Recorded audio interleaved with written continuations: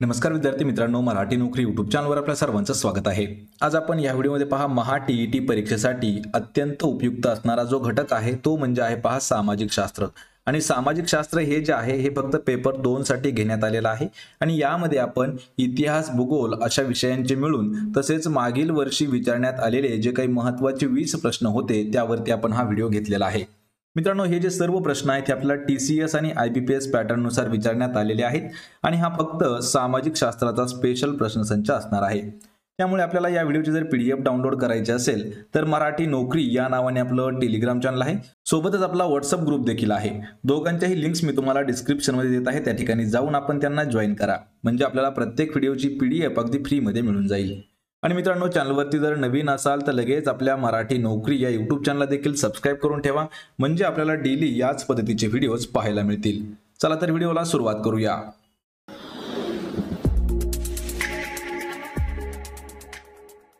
तर पहा, आपला प्रश्न आहे दक्षिण आफ्रिकेतील केप ऑफ गुड होप म्हणजेच पहा आशेचे बुशीर याचा शोध कोणी लावलेला आहे। मित्रांनो, प्रश्नाचं जर उत्तर आलं तर 3 ते 5 सेकंदामध्ये आपण प्रत्येक प्रश्नाचं उत्तर हे कमेंट करून देत राहा, म्हणजे आपलं रिव्हिजन देखील याच व्हिडिओमध्ये होऊन जाईल। पहा, आफ्रिकेतील केप ऑफ गुड होप त्याला मराठीत म्हणतात पहा आशेचं भूशीर, याचा शोध कोणी लावला? तर शोध लावलेला याचा पर्याय क्रमांक 4 तर बार्थोलोम्यू डॉयस यांनी शोध लावलेला आहे। ऑप्शन क्रमांक 4 आपलं या प्रश्नाचं योग्य उत्तर होईल। यानंतरचा प्रश्न आहे महाराष्ट्रात खालीलपैकी कोणत्या ठिकाणी भात संशोधन केंद्र नाही? लक्षात ठेवा, प्रश्न मित्रांनो हा देखील खूप महत्त्वाचा आहे। पोलीस भरतीमध्ये आपल्याला हा प्रश्न 8 वेळापेक्षा जास्त विचारण्यात आलेला आहे आणि टीईटी साठी हा प्रश्न 3 वेळा विचारण्यात आलेला आहे। या प्रश्नाचं उत्तर असणार आहे ऑप्शन क्रमांक 4 तर अलिबाग। लक्षात ठेवा, यामध्ये कर्जत, खोपोली आणि रत्नागिरी या तीनही ठिकाणी महाराष्ट्राचं शासनाचं भात संशोधन केंद्र आहे। अलिबाग या ठिकाणी येत नाही, म्हणजेच पर्याय क्रमांक 4 आपलं या प्रश्नाचं उत्तर होईल। यानंतरचा प्रश्न आहे डॅश संस्थानावरील लढाईची योजना ऑपरेशन पोलो या सांकेतिक नावाने ओळखले जाते।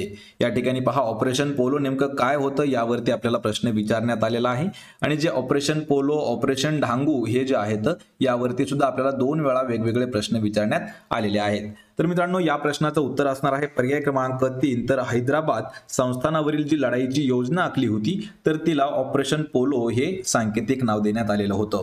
13 सप्टेंबर 1948 रोजी पहाटे 4 वाजता संस्थान विरुद्ध पोलीस ऍक्शन म्हणजेच पोलीस किंवा ऑपरेशन पोलोची कारवाई त्या ठिकाणी करण्यात आलेली होती। पर्याय क्रमांक 3 आपलं या प्रश्नाचं योग्य उत्तर होईल। यानंतरचा प्रश्न आहे महाराष्ट्रातील खालीलपैकी कोणत्या किल्ल्यावर तोरणजाई देवीचे मंदिर आहे? पहा, तोरणजाई देवीचे मंदिर खालीलपैकी कोणत्या किल्ल्यावरती आहे? तर आपल्याला देवीच्या नावावरूनच समजून जाईल। पहा मित्रांनो, ऑप्शन क्रमांक 1 तर तोरणा या किल्ल्यावरती आहे पहा तोरणजाई देवीचे मंदिर। ऑप्शन क्रमांक 1 आपलं या प्रश्नाचं उत्तर होईल। यानंतरचा प्रश्न आहे नागपूर आणि चंद्रपूर जिल्ह्यात डॅश प्रकारचा कोळसा आढळतो। या ठिकाणी हा प्रश्न भूगोलाच्या दृष्टीने खूप महत्त्वाचा आहे। पहा, महाराष्ट्राचा भूगोल यावरती हा प्रश्न आपल्याला खूप वेळा विचारण्यात आलेला आहे। नागपूर आणि चंद्रपूर या 2 जिल्ह्यांमध्ये कोणत्या प्रकारचा कोळसा आहे? तर तो आहे पर्याय क्रमांक 1 बिटुमिनस नावाचा कोळसा। या ठिकाणी पहा, जे हाथरसाईड आहे यामध्ये सर्वोच्च प्रतीचा किंवा उच्च प्रतीचा कोळसा असून यामध्ये कार्बनचं जे प्रमाण आहे ते 90 ते 95% एवढं आहे। यानंतर आहे पहा बिटुमिनस, तर यामध्ये कार्बनचं प्रमाण 70 ते 80% एवढं येतं आणि हा जो कोळसा आहे बिटुमिनस तर हा नागपूर आणि चंद्रपूर या जिल्ह्यामध्ये मोठ्या प्रमाणात आढळतो।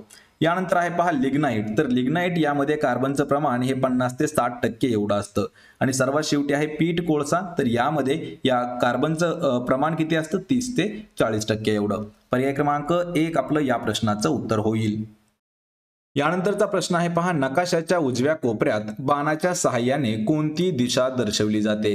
कोणताही नकाशा घ्या मित्रांनो, ज्यावेळी आपण भारताचा पूर्ण नकाशा घेतो किंवा कोणताही नकाशा घ्या तर त्या नकाशाच्या उजव्या कोपऱ्यामध्ये बाणाच्या सहाय्याने एक दिशा दर्शवली जाते, तर ती दिशा कोणती असते? तर ती दिशा असते ऑप्शन क्रमांक 3 तर उत्तर दिशा बाणाने दाखवली जाते। लक्षात ठेवा, नकाशा कोणताही नकाशा असू द्या त्या नकाशामध्ये नेहमी उत्तर दिशा ही एकच दिशा दाखवली जाते। पर्याय क्रमांक 3 आपलं या प्रश्नाचं योग्य उत्तर होईल। यानंतरचा प्रश्न आहे अंदमान बेटाच्या पूर्व भागातील मध्यभागी असलेल्या डॅश बेटावर भारतातील एकमेव जिवंत ज्वालामुखी स्थित आहे। या ठिकाणी हा प्रश्न खूप महत्त्वाचा आहे। आतापर्यंत सरळ सेवेमध्ये हा प्रश्न जवळपास 16 ते 18 वेळा विचारण्यात आलेला आहे। प्रश्न आपल्याला वेगवेगळ्या पद्धतीने विचारला जातो, पण या ठिकाणी प्रश्न परत एक वेळा सांगतो, अंदमान बेटाच्या पूर्व भागातील मध्यभागी असलेलं असं कोणतं बेट आहे की त्या बेटावरती भारतामधील एकमेव जिवंत ज्वालामुखी स्थित आहे? तर ते बेट आहे पर्याय क्रमांक 2 बॅरन बेट। तर बॅरन बेटावरती एक जिवंत ज्वालामुखी आहे। ऑप्शन क्रमांक 2 आपलं या प्रश्नाचं उत्तर होईल। यानंतरचा प्रश्न आहे, कोणत्या नदीच्या काठी वसलेले उज्जैन शहर कुंभमेळ्यासाठी प्रसिद्ध आहे? पहा, कुंभमेळा उज्जैन या शहरामध्ये देखील भरतो आणि उज्जैन हे जे शहर आहे हे कोणत्या नदीच्या काठावरती वसलेलं आहे? या प्रश्नाचं उत्तर होईल पर्याय क्रमांक 4 तर क्षिप्रा नदीच्या काठावरती उज्जैन शहर जे बसलेलं आहे आणि हे कुंभमेळ्यासाठी प्रसिद्ध आहे। यामध्ये अजून काही असे शहर आहेत आणि नद्या आहेत की त्या काठावरती ते बसलेले आहेत। यामध्ये गोदावरी नदीच्या काठावरती वसलेले शहर पहा, नाशिक आहे, कोपरगाव आहे, पैठण आहे आणि नांदेड आहे। नंतर कृष्णा नदी तर कराड, सांगली, मिरज आणि औदुंबर। नाग नदीच्या काठावरती नागपूर हे शहर वसलेलं आहे आणि इंद्रायणीच्या नदीच्या काठी आळंदी आणि देहू हे शहर वसलेले आहेत। यामध्ये मित्रांनो, इंद्रायणी नदीच्या काठी आळंदी जे देहू आहेत हे पोलीस भरतीमध्ये खूप वेळा विचारण्यात आलेला प्रश्न आहे। सोबतच नागपूर हे कोणत्या नदीच्या तीरावरती वसलेलं आहे? तर नाग नदी। आणि या ठिकाणी उज्जैन हे जे शहर आहे हे क्षिप्रा नदीच्या काठावरती आहे। पर्याय क्रमांक 4 आपलं या प्रश्नाचं योग्य उत्तर होईल। यानंतरचा प्रश्न आहे, माजुली हे नदीच्या पात्रातील जगातील सर्वात मोठे बेट कोणत्या नदीच्या पात्रामध्ये स्थित आहे? मित्रांनो, हा प्रश्न खूप इम्पॉर्टंट आहे। पहा, मागच्या व्हिडिओमध्ये आपण पाहिलं की जगातील सर्वात मोठं बेट कोणतं, आणि या ठिकाणी प्रश्न आहे की माजुली हे नदी पात्रातील जगातील सर्वात मोठं बेट आहे ते कोणत्या नदीच्या पात्रात आहे? तर ती नदी आहे ऑप्शन क्रमांक 4 तर ब्रह्मपुत्रा नदीच्या पात्रामध्ये आहे माजुली हे जगातील सर्वात मोठं नदी पात्रातील बेट। लक्षात ठेवा, या ठिकाणी याचे जे पॉइंट्स आहेत मित्रांनो ते खूप इम्पॉर्टंट असणार आहेत।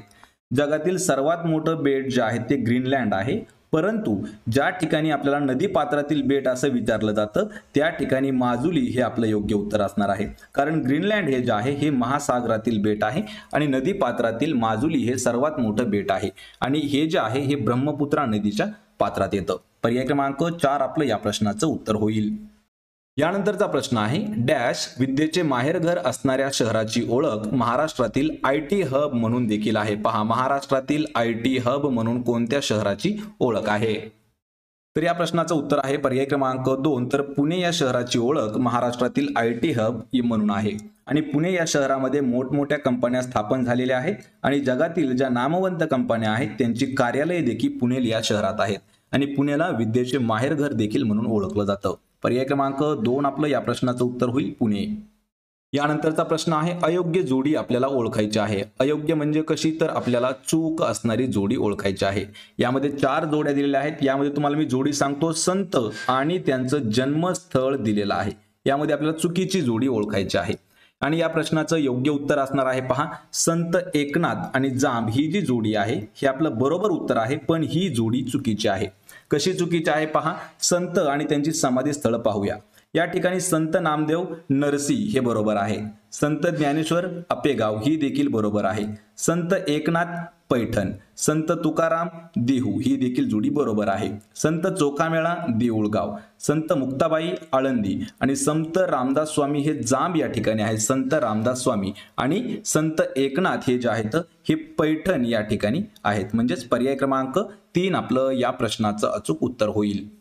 यानंतरचा प्रश्न आहे, खालीलपैकी कोणत्या संताने भागवत धर्माच्या प्रसारासाठी महाराष्ट्रभर संचार केला होता? मित्रांनो, हा प्रश्न देखील खूप महत्त्वाचा आहे पहा, आणि हा जो प्रश्न आहे हा आपल्याला 5वीच्या इतिहासामध्ये खूप वेळा विचारण्यात आलेला आहे। 5वीचा इतिहासातील हा प्रश्न आहे।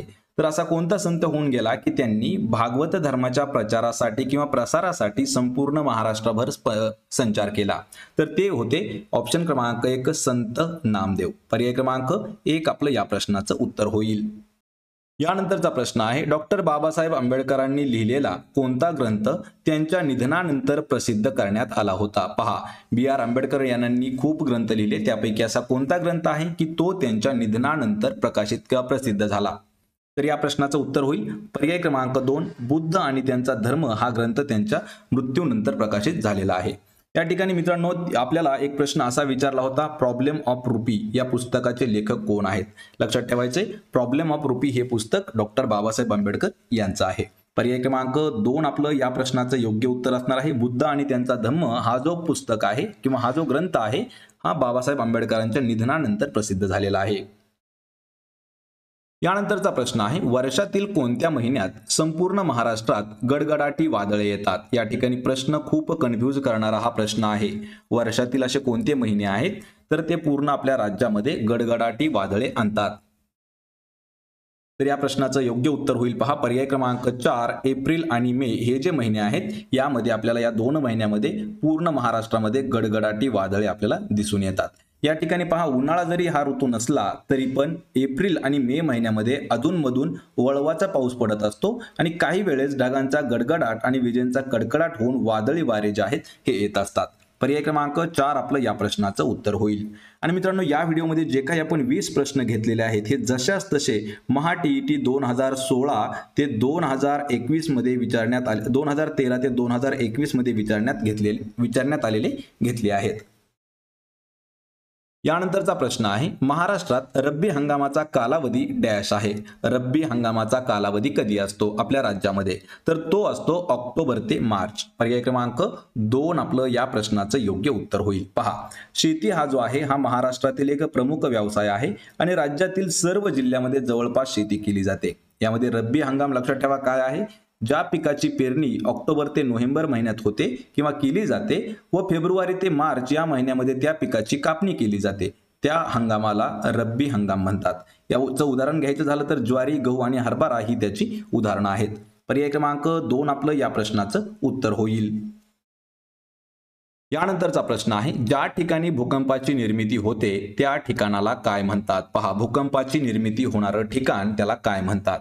तर त्याला म्हटलं जातं पर्याय क्रमांक 1 तर भूकंप नाभी असं म्हणतात. भूकंपाची निर्मिती ज्या ठिकाणी होते त्याला. पर्याय क्रमांक 1 आपलं या प्रश्नाचं उत्तर होईल. यानंतरचा प्रश्न आहे पहा, खालीलपैकी कोणत्या समाजसुधारकाने अस्पृश्यता आणि जातीवाद या दोन्हींना आव्हान देणारे सुधारक हे वृत्तपत्र सुरू केले? मित्रांनो हा प्रश्न खूप महत्त्वाचा आहे कारण यावरती आपल्याला 12 वेळा अल्टरनेट प्रश्न विचारण्यात आलेले आहेत. तर या प्रश्नाचं आपण उत्तर जाणून घेऊया. तर उत्तर आहे याचं पर्याय क्रमांक 3 तर गोपाळ गणेश आगरकर म्हणजेच आगरकर यांनी सुधारक हे जे आहे हे वृत्तपत्र सुरू केलेलं होतं. सुधारक हे भारतातील एक असं वृत्तपत्र आहे की जे गोपाळ गणेश आगरकर यांनी समाजसुधारकांनी अस्पृश्यता जातीवाद या दोन्हींना आव्हान देणारं जे सुधारक वृत्तपत्र आहे ते सुरू केलं होतं.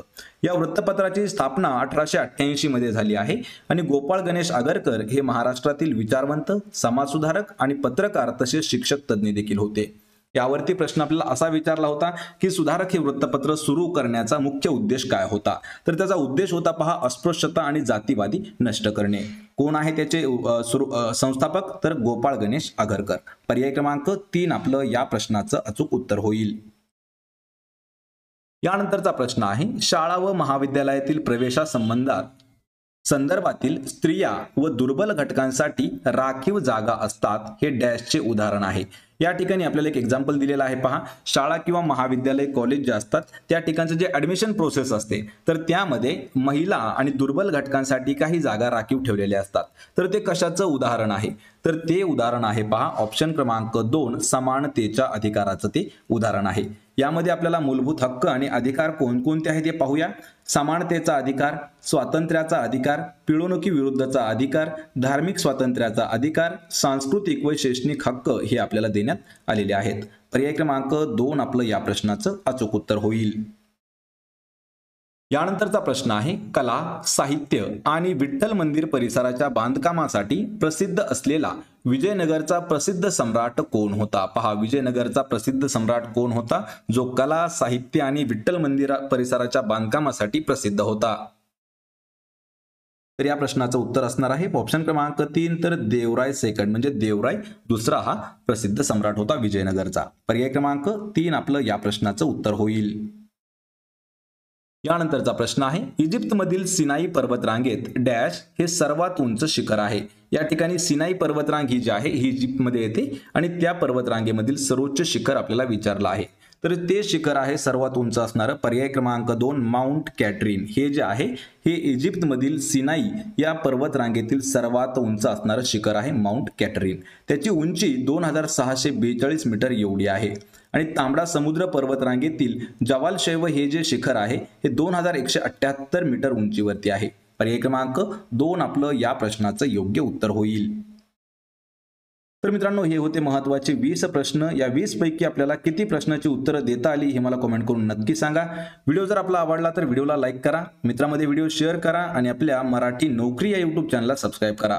प्रत्येक व्हिडिओची PDF अगदी फ्रीमध्ये जर मिळवायची असेल तर मराठी नोकरी या नावाने आपलं टेलिग्राम चॅनल आहे, त्याला देखील जाऊन जॉईन करा। त्याची लिंक मी तुम्हाला डिस्क्रिप्शनमध्ये दिलेली आहे। आपण भेटूया पुढच्या एका अशाच नवीन व्हिडिओमध्ये। तोपर्यंत जय हिंद, जय महाराष्ट्र।